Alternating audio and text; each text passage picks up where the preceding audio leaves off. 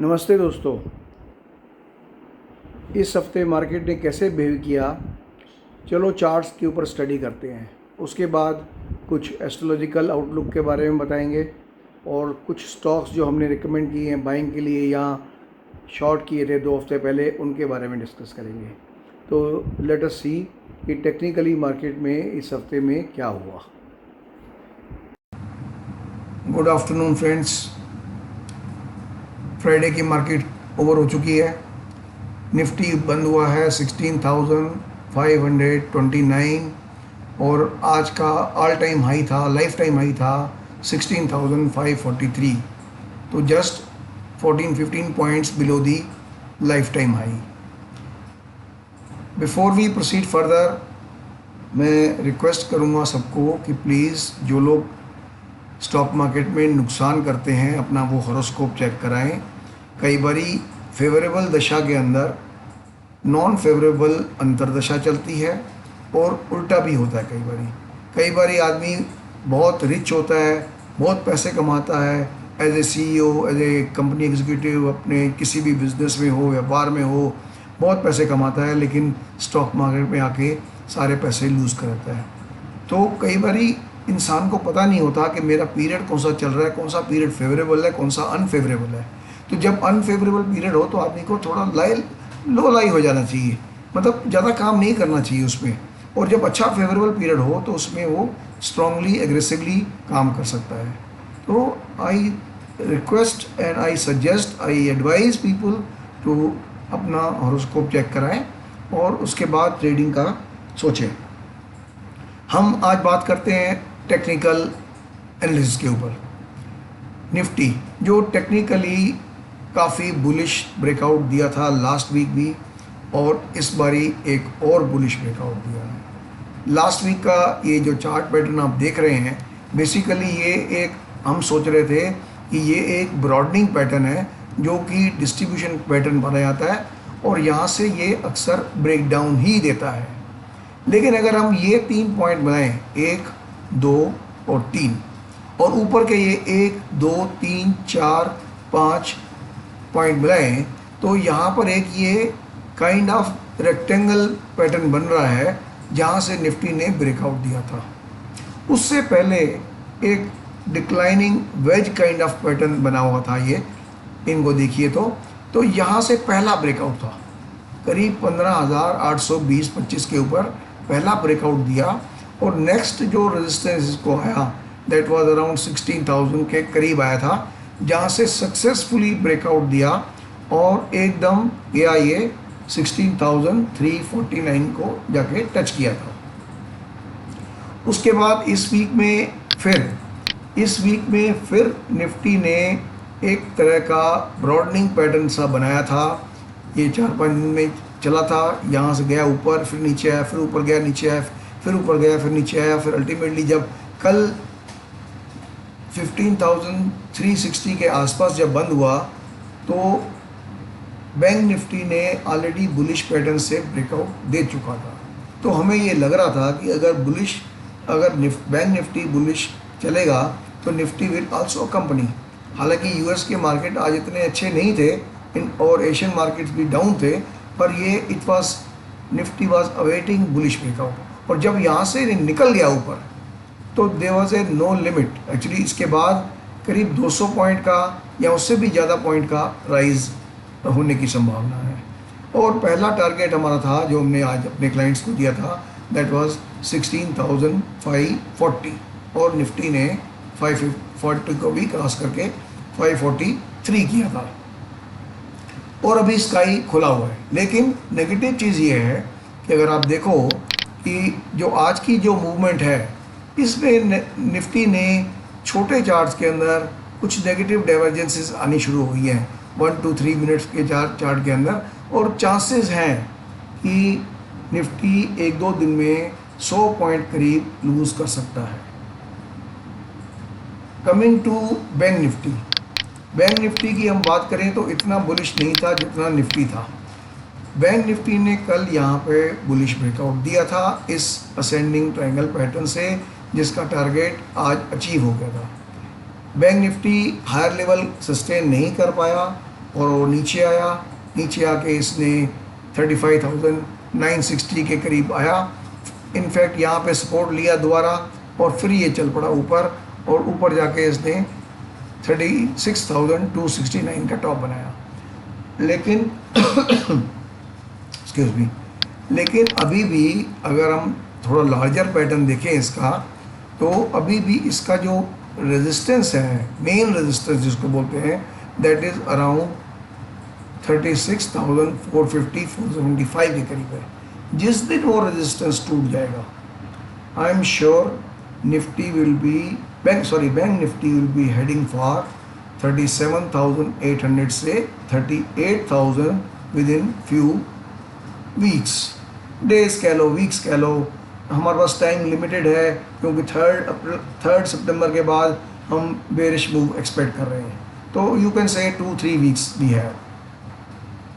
और अब अगर बात करें हम इंडिविजुअल स्टॉक्स की, जैसा मैंने कहा था लास्ट वीक भी कहा था, उससे पहले हफ्ते भी कहा था कि कुछ स्टॉक्स जो लास्ट 15-20 पहले तक डाउन ट्रेंड को डिफाई कर रहे थे, जो सेक्टर्स खासकर सीमेंट और स्टील और ऑटो, वो इन नेक्स्ट 15 डेज में गिरेंगे।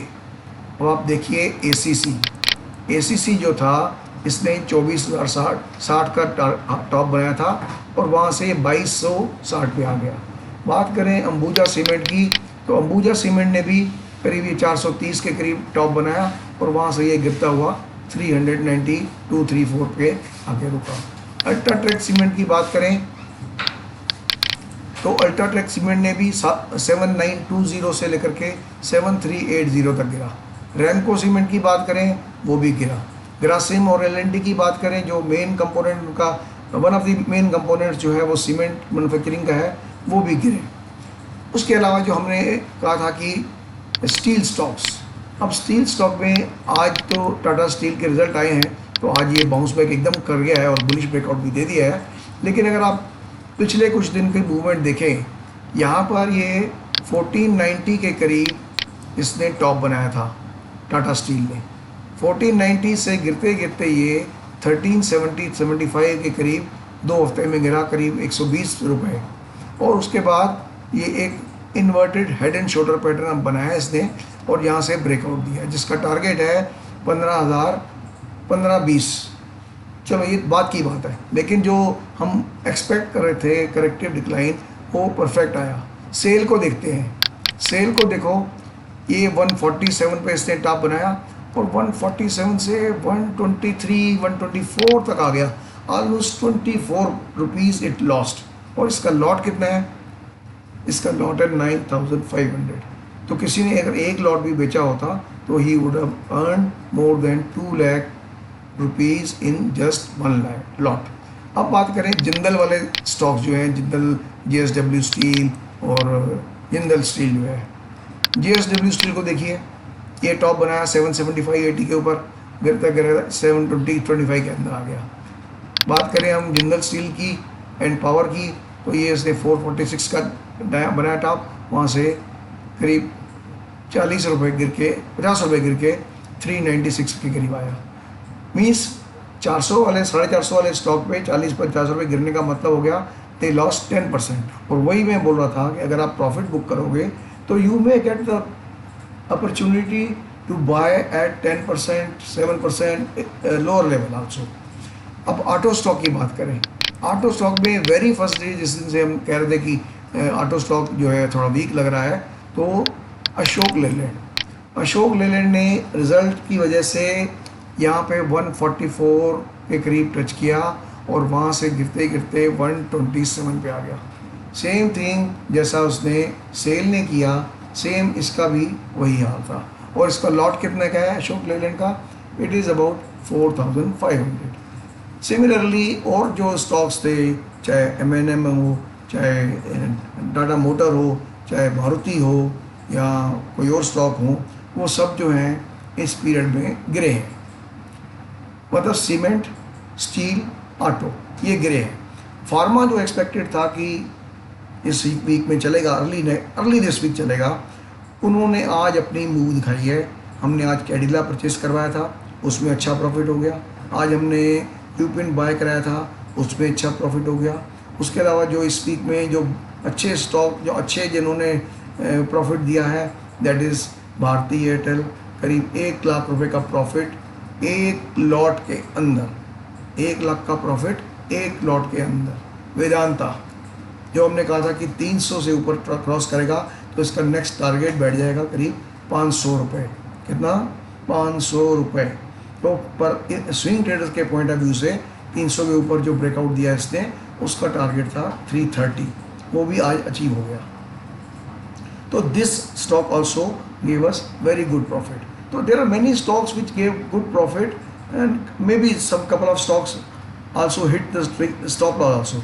जिस चीज़ में हमने प्रॉफिट नहीं कमाया, टू बी ऑनेस्ट, निफ्टी और बैंक निफ्टी में हम ज़रा ख्याल कम करते हैं, क्योंकि स्विंग ट्रेडिंग में हम स्टॉक्स के ऊपर ज़्यादा फोकस करते हैं। स्विंग में कौन से स्टॉक ने ब्रेकआउट बुलिश दिया है, बेयरिश ब्रेकडाउन दिया है, कहीं किसी पैटर्न से निकला है, कोई ओवरबॉट है, कोई ओवरसोल्ड है, कोई ना कोई सिग्नल जब आता है, कोई वेज पैटर्न से निकलता है, कोई ट्रायंगल पैटर्न से निकलता है, कोई पेनेंट पैटर्न से निकलता है, कोई फ्लैग पैटर्न से निकलता है। तो उन सब पे वॉच करते करते हम निफ्टी और बैंक निफ्टी को थोड़ा सा बैक सीट पे ले आते हैं। जबकि यूट्यूब में आप देखोगे 90% यूट्यूबर जो हैं सिर्फ निफ्टी और बैंक निफ्टी की ही बात करते हैं, पर हम डाइवर्सिफाइड है। निफ्टी और बैंक निफ्टी में भी कॉल्स देते हैं, but we don't give, sometimes we don't give call and put. तो उसमें हम एक्सपेक्ट करते हैं कि ट्रेडर्स को अगर हमने कॉल, जैसे कल मान लो टारगेट दिया हमने 525 540 का जो भी टारगेट दिया, तो let people decide their own कि कौन सी स्ट्राइक रेट का लेने का है, और उस हिसाब से करते हैं। अब हम बात करते हैं एस्ट्रोलॉजिकली लास्ट वीक क्या हुआ था। लास्ट वीक यूरेनस ने बहुत इम्पॉर्टेंट रोल प्ले किया था। यूरेनस के 4 एस्पेक्ट थे, Uranus Venus, Uranus Mercury, Uranus sun और यूरेनस मून। इन सब और यूरेनस मैंने कहा है कि it is more powerful than Saturn. Saturn का जो ऑर्बिट, जो अर्थ के रिवॉल्व करता है, वो 30 साल में करता है एक बार में, और एक राशि में 2.5 साल करता है। वेयर एज जो यूरेनस है वो एक राशि में 7 साल से ज़्यादा निकालता है, मतलब 1:3 का है। और यूरेनस के जो ट्रेड होते हैं लंबे होते हैं थोड़े से, मतलब जैसे मरकरी का होता है या मून का बोलते हैं इंट्राडे के लिए, मरकरी का बोलते हैं 1-2 दिन के लिए, या वीनस है या मार्स है या सन है, उनका 1-2-3 दिन के लिए अफेक्ट रहता है। लेकिन यूरेनस का अफेक्ट सालों रहता है, 1-2 साल तक पॉजिटिव या नेगेटिव रहता है। तो इस हफ्ते भी जो यूरेनस के इफेक्ट आ रहे हैं, उससे पहले let us start from Monday से एक दिन पहले अमावस्या है। अमावस्या जनरली अच्छी नहीं मानी जाती है। उसके बाद नेक्स्ट डे है मून, जो है it will enter Scorpio. Moon जब भी नीच का होता है वो स्टॉक मार्केट के लिए जनरली अच्छा नहीं होता। 60-70% चांसेस होते हैं कि वो अच्छा नहीं करता स्टॉक मार्केट के लिए। उसके बाद जो नेक्स्ट डे पे जो हमारे पास आ रहे हैं, जो एस्पेक्ट्स, जो इम्पोर्टेंट एस्पेक्ट्स हैं, वो हैं 17 को सन विल एंटर लियो, अपने साइन में जाएगा, तो डेफिनेटली अच्छा करेगा स्टॉक मार्केट के लिए। 18 तारीख को मरकरी और मार्स का कंजक्शन है। मरकरी और मार्स एक दूसरे के दुश्मन हैं, और दुश्मन जो कंजक्शन करते हैं तो स्टॉक मार्केट के लिए अच्छा नहीं होता। बट वेरी नेक्स्ट डे 19 तारीख को सन और जुपिटर दोनों की अपोजिशन है। सन रिप्रेजेंट करता है गवर्नमेंट को, रूलर को, और जो सन से रिलेटेड स्टॉक होते हैं जनरली PSU, या जिसमें गवर्नमेंट की इन्वॉल्वमेंट ज़्यादा होती है, तो उन सेक्टर्स में या उन स्टॉक्स में पॉजिटिव उम्मीद कर सकते हैं। और जुपिटर जो रिप्रेजेंट करता है वो फाइनेंस के स्टॉक हो गए, जनरली बैंक्स हो गए, उनमें रिप्रेजेंट करता है, तो हम उसमें भी कुछ पॉजिटिव मूवमेंट एक्सपेक्ट कर सकते हैं। लेकिन जो एक I don't know whether it is negative और पॉजिटिव, 19 तारीख को यूरेनस जो इतने टाइम से डायरेक्ट चल रहा था, it will get stationary before getting retrograde होने से पहले एक दिन वो स्टेशनरी हो जाता है। जैसे आप यू टर्न मारते हो कार से, तो कार को स्लो डाउन करते हो, एकदम स्टॉप ले आते हो, एकदम stop, then you take U turn. तो वैसे ही प्लैनेट्स भी रेट्रोग्रेड से डायरेक्ट या डायरेक्ट से रेट्रोग्रेड होने से पहले एक दिन के लिए, कुछ घंटे के लिए स्टेशनरी हो जाते हैं। 19 तारीख को यूरेनस स्टेशनरी हो जाएगा और 20 तारीख से रेट्रोग्रेड हो जाएगा। अब ये रेट्रोग्रेड मुझे पता नहीं कि it will be a very good for stock market और very bad for the stock market.